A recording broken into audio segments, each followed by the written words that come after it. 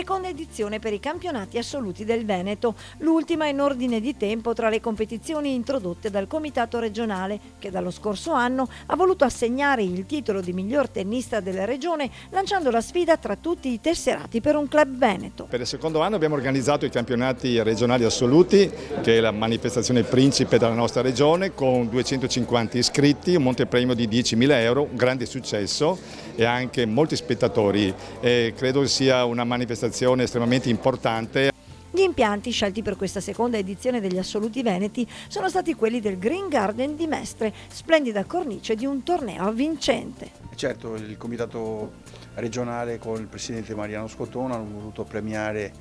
la nostra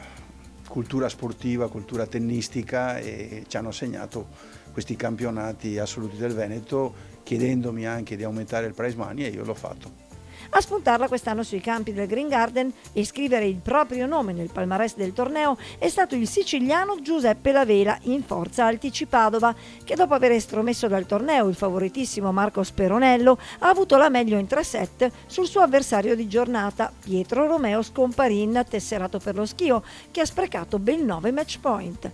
Finale thriller anche nel femminile, dove Greta Greco-Lucchina del CT Vicenza ha sconfitto la padovana Martina Muzzolon, tesserata per il CT Scaligero di Verona, infilando 7 giochi consecutivi nel secondo set.